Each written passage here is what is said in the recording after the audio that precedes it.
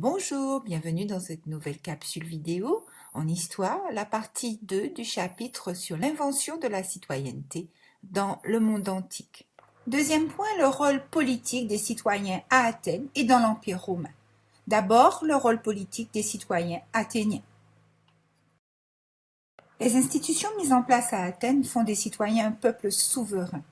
La démocratie est essentiellement directe, elle est aussi représentative par la désignation des magistrats. Le peuple exerce sa souveraineté en participant aux institutions politiques. Tous les citoyens sont membres de l'Ecclésia qui contrôle les magistrats, vote les lois, le budget, la guerre, la paix ou l'ostracisme. Tout citoyen peut prendre la parole et proposer une loi.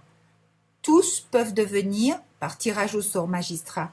Tous peuvent en théorie se faire élire stratèges.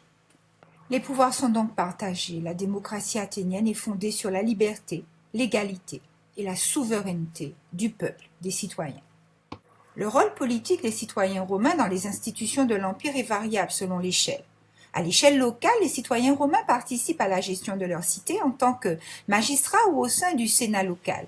Certains notables locaux ont même une grande influence en contribuant par leur évergétisme à la vie de leur cité. À l'échelle de l'Empire, le rôle des citoyens est plus limité, car c'est l'empereur qui concentre l'essentiel des pouvoirs. Seuls les citoyens les plus influents participent à l'administration des provinces ou au Sénat à Rome, mais leur pouvoir demeure limité puisqu'ils doivent rendre des comptes à l'empereur.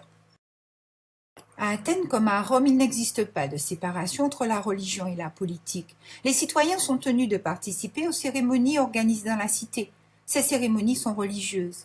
L'organisation de ces fêtes est confiée à des magistrats. Les citoyens les plus riches financent les dépenses occasionnées par ces cérémonies. Par exemple, la communauté des Athéniens manifeste sa cohésion lors de la fête des Panathénées, qui honore la déesse Athéna. Dans l'Empire romain, les citoyens participent au culte impérial, qui sont des cérémonies organisées en l'honneur de l'empereur. Dans les deux cas, on assiste à processions, sacrifices, banquets, spectacles ou pièces de théâtre. À bientôt pour une prochaine capsule.